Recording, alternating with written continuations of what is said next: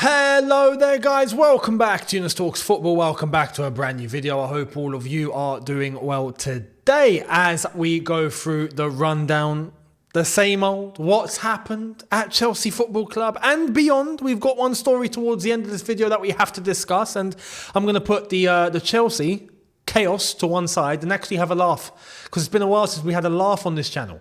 So we're going to do that. I don't care where Chelsea are and people are going to say you're not in a position to talk. I'm going to laugh because I've not laughed in a long time. Okay, so we're going to do that at the end. But before we get cracking, few things. Tomorrow is going to be preview day, where Chelsea, Sheffield United will be looked into, and we will get into the nitty-gritty to see how that game is going to go down. So make sure you guys are here for that. In order to be here for that, make sure you are hitting the subscribe button, hit the notification bell to be notified once I have uploaded. On top of that, smash like button if you have enjoyed this. Much appreciated. Or if you do enjoy this, thank you all very much. Social media links in the description as well as on screen. On top of that, announcement, I think this is technically an announcement, right? But later on, or by the time you probably watch this video, it will be after it's done if you've missed it and you didn't watch it live. But I will be on, and look, CM Punk came back to the WWE. This is going to freeze hell over as well, right? Hell's frozen over. I am going on Johnny Minerals' channel. Yes, Minerals FC. Who would have thought that was going to happen? But look, there's bigger things to discuss, and there's bigger things at stake. And right now, I don't like the way that my football club is going. He doesn't either. Many people don't. Things need to be discussed. Things need to be put on the table and said for exactly as it is. So go and check out that conversation. If you can manage to catch it live, much appreciated. If not, it's there. If you've missed it live, it's sitting there. Go and watch the whole thing. I'll leave a link right here for you guys in terms of that video. If you do catch it live, great. If you don't, still click here and you'll be able to watch it in its entirety. So much appreciated. Cheers for the invitation to Minerals FC, and make sure you head over there and give us a look. Enjoy the conversation. Let's get cracking. Starting off with what went down technically yesterday, but we've got the confirmation. I'm going to get into a little bit of detail. Let's get cracking. Here it is. Napoli reached an agreement in principle with Victor Osimhen on new contract with release clause included. It will be valid until June 2026, one more year. Final value of the clause, I'm guessing it means TDB. What does that mean? Could be around 130 million euros as per Sky. Official announcement expected soon. Now, we've not got the confirmation in terms of the salary, but the release clause is 130 million euros. People, I've seen Chelsea fans, immediately after that news come out, go, oh, that's fine. 130 million euros, we can still trigger that, no problem. And yeah, we can. But like I mentioned yesterday, you're forgetting one important thing here. Are you paying his salary, or Chelsea going to pay his salary? And how much are they going to pay his salary? He's not coming to Chelsea for £10.50. Can we just clarify that? He's not coming for 100k either. What's he getting at Napoli? It's definitely more than what he has been getting. So I'm expecting in the region of 200 or 250 in order to keep Victor Osimhen at Napoli, where it wasn't looking like he was going to stay there in the first place. He's signing a new contract with a release clause in it, but you best believe he's not going to jeopardize his salary. Now, this is why he won't come to Chelsea. As much as I want Victor Osimhen, I've said on here, I want Victor Osimhen. He is the guy. He won't come. Why? Well, funnily enough, Matt Law is actually accurate in what I'm about to show you, right? I've not been able to say that lately. I remember when he used to be pretty accurate and then he kind of fell off. And now, all of a sudden, the angle's changed and he's starting to hit facts again. So, let's get into it. Chelsea have done well to get the wage bill down, but the players they need to sign to make any tangible difference won't fit into it. Tony and Osimhen aren't moving anywhere for 150k a week. They've got a huge decision to make. He's right. The salary cap at Chelsea is 150k. Some people are saying, well, no.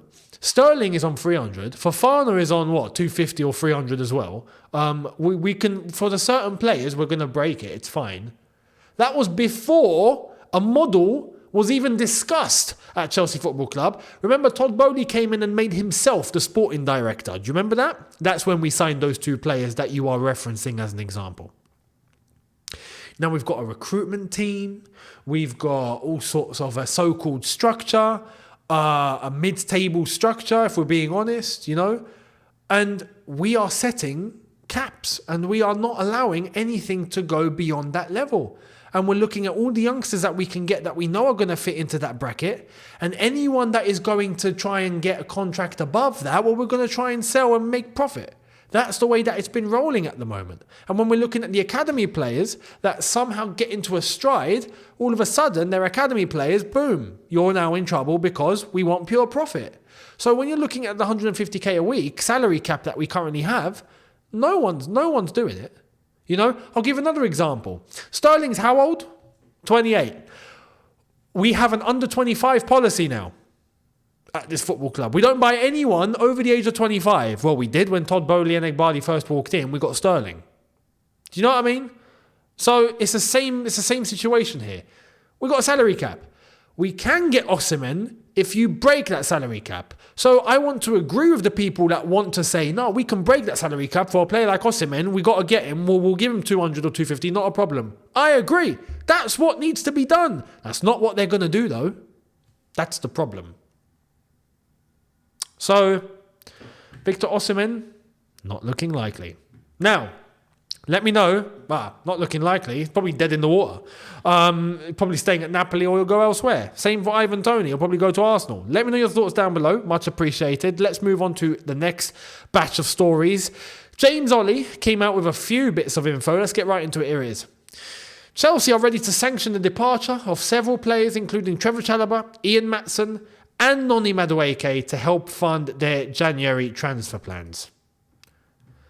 It's actually quite incredible. Trevor Chalobah is a defender that I would honestly turn to right now. Yeah, we're talking about doubts in Disasi and all of this. Chalobah is sitting right there. But he won't be used because he's been gone for quite some time now. He's been sitting there, whether he's injured or he's available, but he's leaving in January, so we're not going to play him. Regardless, he's not playing and he's leaving in January. So that's one. In terms of Ian Maatsen, incredible. A player that was vital in pre-season, looked great, then didn't get even a look in, and now is on the way out. Incredible. On top of that, Madueke. We bought him last year. And now he's leaving. It's incredible. So, yeah, that's 3 players. We're not done. We've got more. Check this out. ESPN reported in September, Chelsea were willing to listen to offers for Marc Cucurella. Chelsea would still be open to his exit in the right circumstances. So let me get this straight. We let go of Lewis Hall, who can play left back. We're letting go of Ian Maatsen, who can play left back. We've got Ben Chilwell out for God knows how long. We've got Marc Cucurella, and we're thinking of letting him go. So I'm assuming we're going to go and get left back, right? Well, who? Because we've not been linked with anybody. And I don't trust this recruitment team to come up with someone either. This is my problem now. I would love for us to be able to go out and get the quality that we need. Absolutely, that's what we have to do. But boy, oh boy, I don't trust the recruitment team. I just don't. And we're thinking of letting go of Cucurella. Incredible. In the situation we're in, incredible. Realistically, Cucurella right now should be a non-negotiable till the end of the season. And then in the summer, if you want to change, or like I said, Poch is going to leave.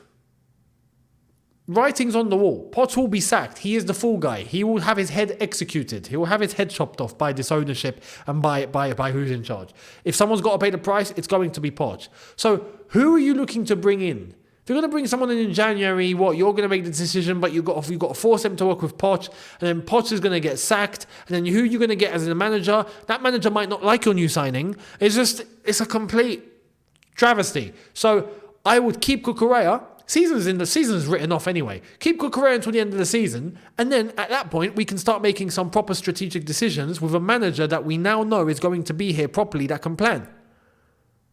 Because Poch is not going to be that guy. He just won't. This is why I'm stressing. They need to change the way that they're doing their business, man. They have to. They need to make sure they go and look at an elite manager that's going to come in, trust him, build around that manager, build around quality signings, build around trying to build a spine, a proper experienced quality spine, and then get the youngsters around them. But we've thrown $1 billion out of the window, and I don't know where we're going. So, and on top of that, we're not done. We're linked with someone else as well. Here it is. Chelsea are also looking to strengthen other areas of the team with a goalkeeper and a centre-back among their likely targets. They are monitoring Arsenal goalkeeper Aaron Ramsdale. This football club.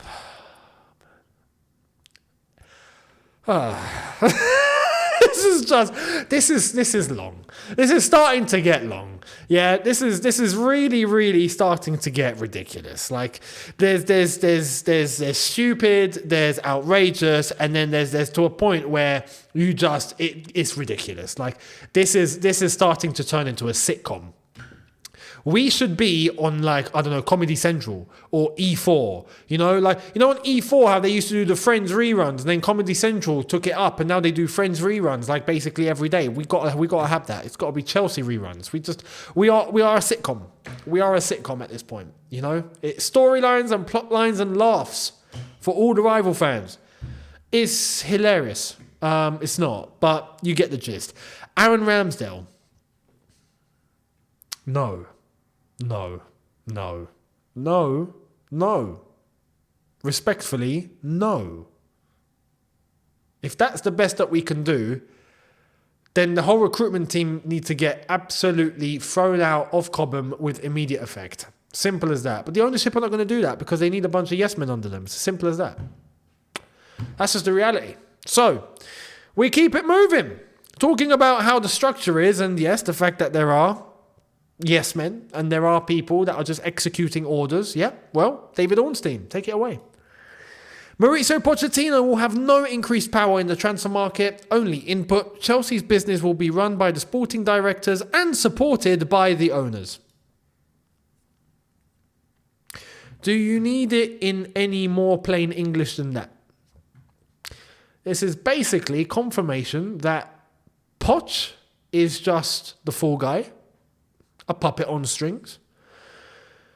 The recruitment team, who, as far as I'm concerned, don't know what they're doing, are there, but they're on strings because they're getting their decisions dictated to by the owners. Simple as that. This is going to come out and say that it's the recruitment team making the decisions and being supported by the owners. You best believe the owners are definitely going to be front and central with the recruitment team making those decisions ahead of the manager. Incredible. Anyway, David Ornstein goes into more. I expect Chelsea's recruitment to be run by their two sporting directors, supported by the ownership, and Mauricio Pochettino will have an input but no increased power. As well, on top of that, goes to show that he is going to be getting chopped very, very soon. David Ornstein also says this. Thiago Silva is not likely to be retained by Chelsea when his contract ends. Man. And look, for this, I get it because he's approaching 40, yeah? We can't exactly demand that he stays for, another 2-3 years? Impossible, yeah? You're asking for something that's impossible. I understand that. But the timing could not be worse. We are deprived of any sort of example or leadership or experience, and we have this guy who now has to call it a day because he has to, because of his age and where he is, but it has to be now. Why? Why now? Why now? And this is also part of the reason why I have to keep stressing we need to go and get experience and some leadership and some pedigree in this team. That way we can facilitate a happy retirement for someone like Thiago Silva. We can send him off into the sunset and know that we're going to be okay. Thiago Silva, thank you very much. You've had a wonderful career. Good luck in your retirement. Good luck in the rest of your life. We're going to be fine. We're going to be fine without you. It's going to be okay. Good luck in all your future endeavours. But no. This is going to be a situation of, oh man, Thiago, do you have to leave now? Oh, man, he has to leave now. Doesn't he? He's got to leave now. Oh, man, I don't want you to leave now. Oh, man, does he have to? Oh, and then you're just going to start crying. And you're just going to see him off into the sunset. You're just going to cry. You're not even going to say goodbye. Basically, that's what it feels like. So, Thiago Silva, I understand it, like I said, but it's sad. We move. This is from Matt Law. Wonder Kid, Kendry Páez will train with Chelsea's first-team squad next week in the first of a series of settling-in visits to England planned by the Premier League club. Independiente have given the green light. Listen, this is a good thing, although what I showed you just now doesn't actually say it. But he's training with the first-team squad next week, and I'm actually cool with that. I'm cool with that. Bring him in. You get to see an early glimpse of his level. Where is he at? How does he train? Then you send him back, and then you can prepare. I'm actually on board with this because he'll be showing up to Chelsea in 2 years' time, right? In terms of actually bringing youth players through, right? This is actually decent. But all we're doing is this. Do you know what I mean? That's the problem. Like I mentioned, leadership and experience and all of that, we've just deprived. But in terms of this, he is training next week, but he is also going to be at Stamford Bridge to watch Chelsea versus Newcastle. Now, if I'm being completely honest, I would tell Kendry Páez, come to train, thank you very much, get on the first plane back to Ecuador. See you later. Ecuador, right? Or, Ecuador, not Colombia, Ecuador. Go back, see you later. Why? Or is it Colombia?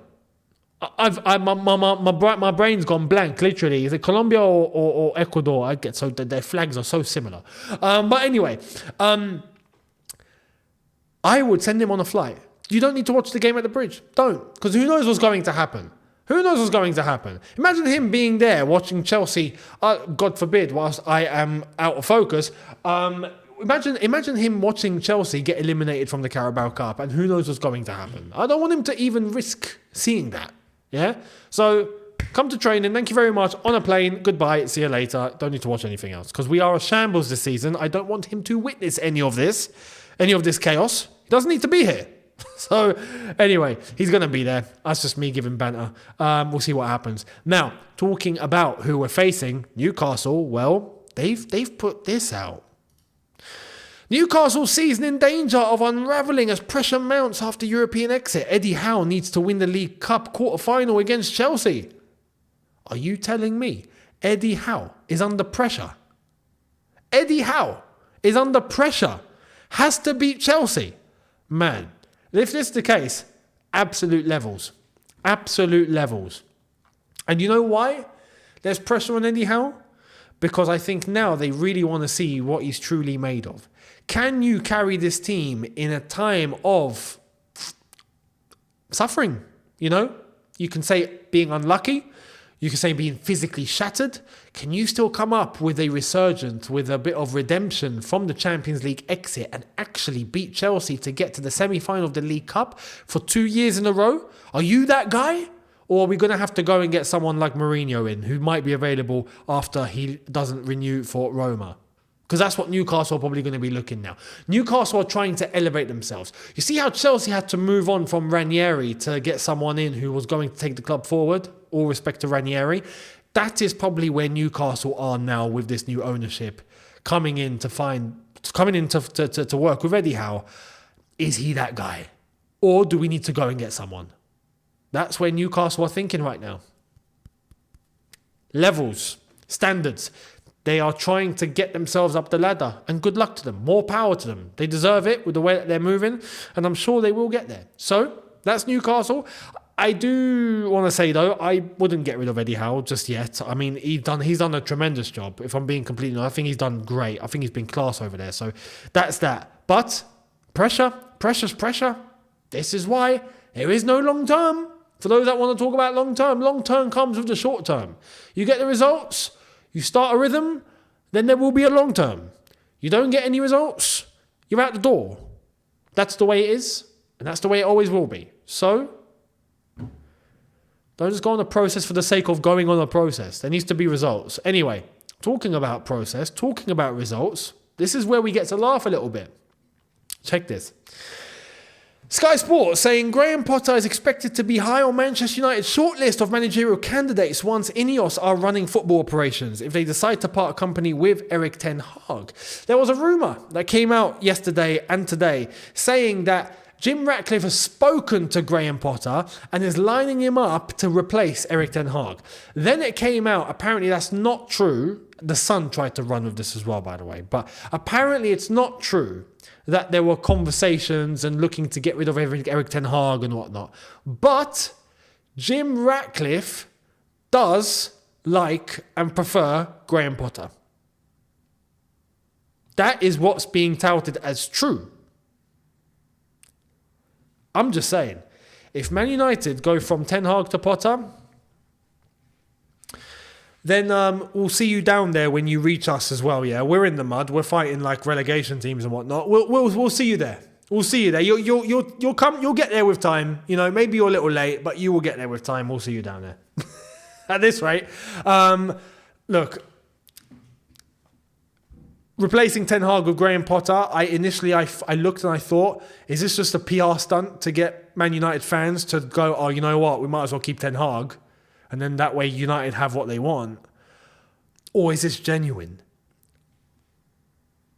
Potter coming into Manchester United, look, he'll face the same problems as he did at Chelsea. It will be too big for him. Simple as that. Simple as that. So wait and see what happens. Let me know your thoughts down below. And yeah, all your comments down below in relation to Chelsea, where we are, the latest news. And on top of that, Newcastle, Eddie Howe, Man United, Graham Potter. Let me know all your thoughts down there. Much appreciated. And I will see all of you tomorrow for our brand new ones. Thank you all so much for watching. Do not forget to hit the subscribe button if you haven't done so already. Hit the notification bell to be notified once I've uploaded. Smash like button if you've enjoyed this.